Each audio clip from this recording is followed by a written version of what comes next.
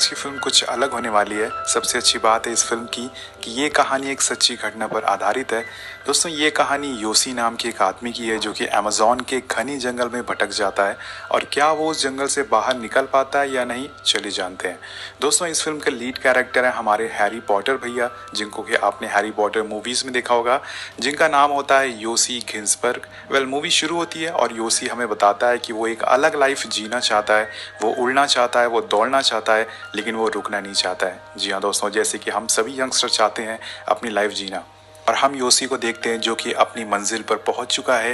ये ऑस्ट्रेलिया की बहुत ही खूबसूरत जगह होती है। योसी बहुत ही ज़्यादा एक्साइटेड होता है जंगल में जाने के लिए। यहाँ उसकी मुलाकात मार्कस नाम के आदमी से होती है जो कि एक टीचर होता है और यहाँ ये दोनों एंजॉय करना चालू कर देते हैं। और अब ये दोनों जंगल में एक रात के लिए रुकते हैं और अगली सुबह मार्कस योसी को लेकर अपने एक और दोस्त से मिलवाता है जिसका नाम होता है केविन।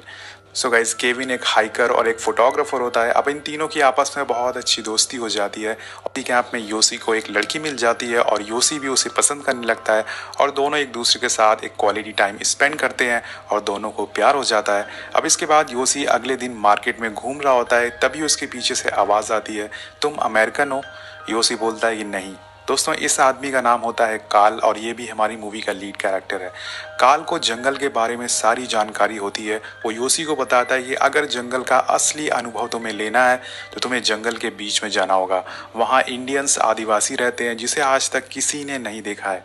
ये सारी बातें सुनकर योसी को अपनी तरफ वो आकर्षित करता है, जिसके बाद योसी सारी बातें मार्कस और केविन को बताता है और उन्हें भी जंगल में चलने के लिए बोलता है। योसी बोलता है कि सभी ट्रैवलर जो यहाँ पर आते हैं वो यहाँ के आसपास घूमते हैं और वापस चले जाते हैं। हमें उनके जैसा नहीं करना है, हम लोगों को कुछ अलग अनुभव लेना चाहिए। पहले तो वो दोनों मना करते हैं लेकिन बाद में जाने के लिए तैयार हो जाते हैं और इसके बाद ये चारों लोग प्लानिंग करते हैं कि ये कैसे जंगल के अंदर जाएंगे। काल उन्हें मैप में टोरोमोन्स इंडियन की लोकेशन दिखाता है और बोलता है कि हमें पहाड़ियों के चढ़कर जाना होगा। हमें लगभग 3 से 4 दिन लगेंगे वहां पहुंचने में और सभी लोग तैयार हो जाते हैं जाने के लिए। सो गाइज, ये लोग एक प्लेन हायर करते हैं और जंगल के बीच में जाके उतरते हैं। अब इनमें से योसी सबसे ज़्यादा एक्साइटेड होता है, उसे कुछ ना कुछ नया देखने को ज़रूर मिलेगा, उसका ऐसा मानना था इस जंगल में।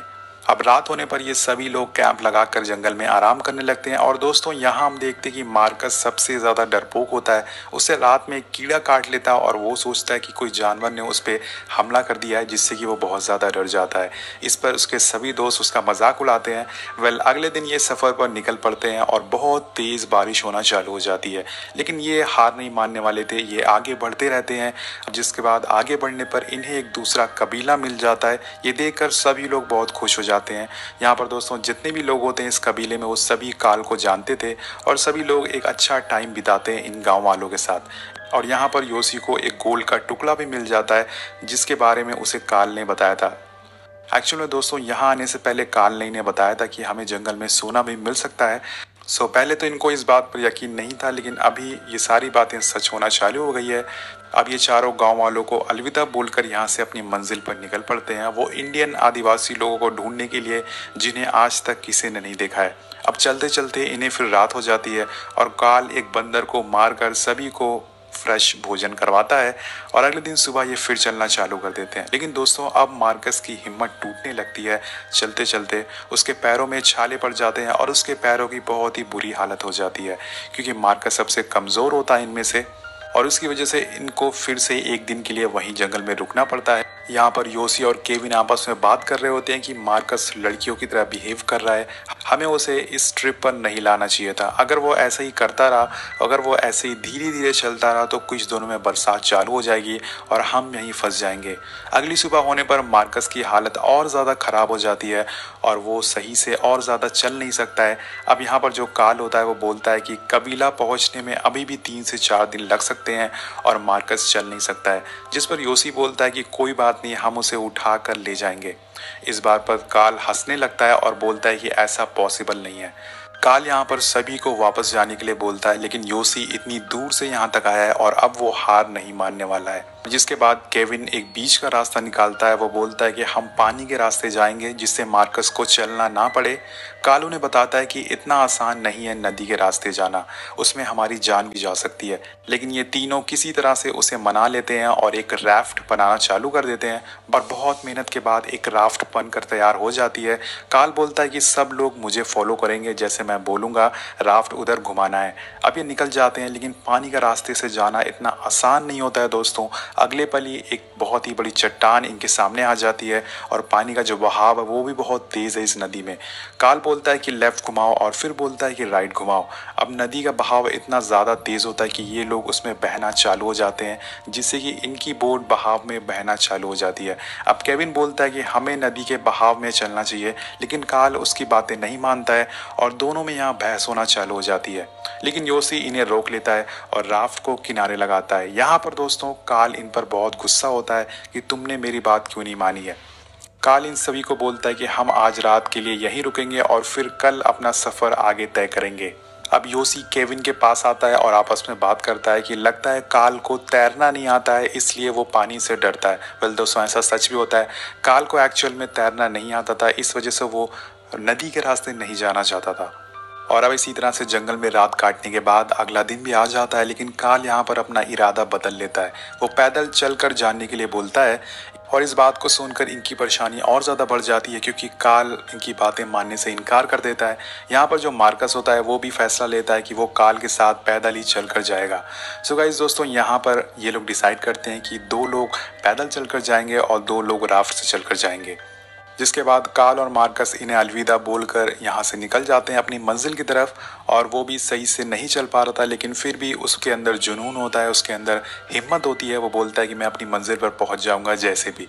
इधर केविन और योसी भी राफ्ट लेकर निकल पड़ते हैं। वो दोनों बहुत ही ज़्यादा खुश होते हैं क्योंकि अब सारा कंट्रोल राफ्ट का उनके पास था। ये दोनों आगे बढ़ना चालू कर देते हैं, लेकिन ये सफ़र इतना आसान नहीं होने वाला था।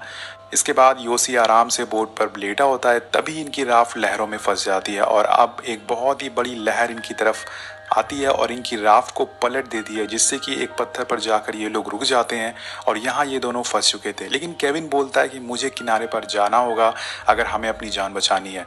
मैं किनारे पर पहुँच जाऊँगा तो तुम रस्सी फेंकना, जिससे कि मैं तुम्हारी रस्सी पकड़कर तुम्हें भी बचा सकूँगा। लेकिन योसी बोलता है कि ये बहुत ही ज़्यादा खतरनाक है, तुम पानी में बह सकते हो। एक्चुअल में दोस्तों योसी बहुत ही ज़्यादा डर जाता है और केविन उसे सहारा देता है और बोलता है कि घबराओ मत, मैं किनारे पर पहुंचकर तुम्हें खींच लूँगा, तुम्हारी जान बचा लूँगा।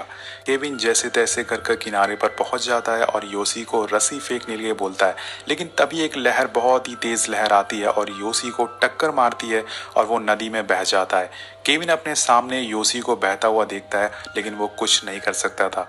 योसी लहरों से बचकर जब बाहर निकलता है तो केविन को आवाज़ लगाता है, उसे बहुत ढूंढने की कोशिश करता है। योसी बहकर बहुत ही आगे आ चुका था, केविन पीछे कहीं छूट चुका था। अब योसी इस घने जंगल में अकेले भटक चुका था और इसी पल यहाँ तेज बारिश भी होना चालू हो जाती है। योसी के पास ना तो खाने के लिए खाना है और ना ही रहने के लिए कैंप, लेकिन ऊपर वाला उसका साथ देता है और योसी को नदी में अपना बैग दिखता है। वो भाग कर जाता है, उस बैग को लेता है और उस बैग में एक छोटी सी बाइबल होती है और कुछ गोलियाँ होती हैं। एक्चुअली में दोस्तों ये गोलियाँ इन लोगों ने यहाँ आने से पहले ली थी, ताकि इन्हें खाकर इन्हें थोड़ी एनर्जी मिल सके और ये ज़्यादा टाइम तक चल सके। और इसे खाने के बाद योसी को फिर से एनर्जी आ जाती है और वो केविन को दोबारा ढूंढना चालू कर देता है।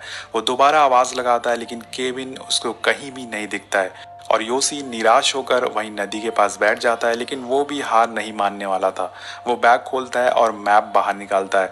वो नदी का नक्शा बनाकर डिसाइड करता है कि वो उसे फॉलो करते हुए यहाँ से निकलेगा। अब आगे चलने पर उसे बहुत ही तेज़ भूख लगी होती है, लेकिन उसके पास खाने के लिए कुछ भी नहीं होता है और रात में सोते टाइम उसे एक आवाज़ आती है। वो सोचता है कि ये केविन की आवाज़ है, लेकिन जब वो सामने देखता है तो उसे वहाँ पर मार्कस दिखता है। लेकिन जब वो टॉर्च जलाकर देखता है तो वहाँ पर कोई नहीं होता है। ये सिर्फ उसका एक भ्रम था, एक हेलुसिनेशन था। अब अगली सुबह उठने पर उसे अपनी स्किन में कुछ फील होता है। वो एक चाकू से उसे काटता है और दोस्तों रात में सोते टाइम उसकी बॉडी में एक रेंगने वाला कीड़ा चला गया था, जिससे कि योसी स्किन काट कर बाहर निकालता है और इसे काटते टाइम उसे बहुत ही ज़्यादा दर्द होता है, लेकिन उसके पास कोई रास्ता नहीं है। अब वो आगे बढ़ना चालू कर देता है और योसी को कुछ चिड़ियों के अंडे मिलते हैं और जब वो अंडों को फोड़ता है तो उसमें उसके छोटे बच्चे होते हैं। लेकिन यहाँ पर योसी को इतनी ज़्यादा भूख लगी होती है कि वो उसे जिंदा ही खा जाता है। और जिसके बाद वो फिर से आगे बढ़ना चालू कर देता है और यहाँ पर उसकी किस्मत उसका साथ देती है। उसे कुछ लोगों का सामान मिलता है जो कि यहाँ पर छोड़कर चले गए थे। तो योशी डिसाइड करता है यहाँ पर थोड़ी देर आराम करने के लिए। वो अपने पैर के मोजे निकालता है और उसके पैर बहुत ही बुरी तरह से जख्मी हो गए थे। इसे देखकर वो रोने लगता है और उसे एहसास होता है कि मार्कस को कैसा लग रहा होगा जब उसके पैर भी जख्मी हो गए होंगे। तो जिसके बाद वो मार्कस को सॉरी बोलता है कि उसने उसे अकेला छोड़ दिया और अपने आप को कोसने लगता है कि वो कितना डरपोक है कि उसने मार्कस को अकेले छोड़ दिया। अब नेक्स्ट मॉर्निंग वो फिर से चलना चालू कर देता है और यहाँ उसे पैरों के निशान मिलते हैं। तो वो सोचता है कि केविन कहीं आसपास ही है, लेकिन तभी उसे वहाँ पर एक अंडे मिलते हैं जो कि उसने खाए थे। मतलब योशी घूम फिर कर उसी जगह पर दोबारा आ चुका है और ये जानकर वो और ज़्यादा निराश हो जाता है। वो बहुत ही गुस्से में आ जाता है।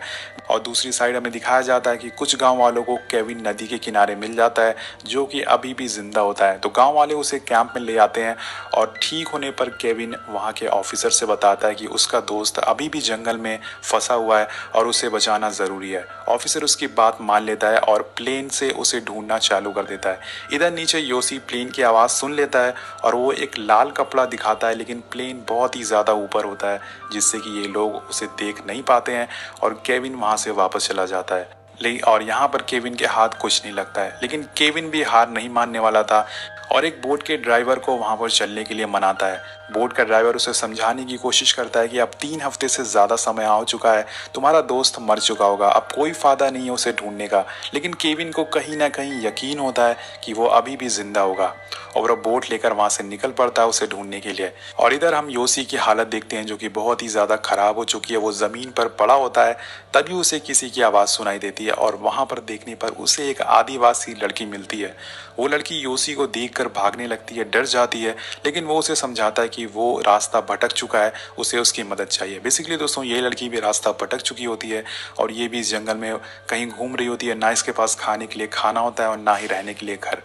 योशी को नहीं पता होता है कि उसे इंग्लिश आती है या नहीं, लेकिन फिर भी वो उससे बात करता रहता है क्योंकि इतने दिनों बाद उसे किसी इंसान को देखा था जिससे कि उसको थोड़ा हौसला मिलता है और योशी उसे लेकर आगे बढ़ना चालू कर देता है। वो उससे बातें करता रहता है जिससे कि उस लड़की को भी हौसला मिल सके और वो जिंदा रह सके।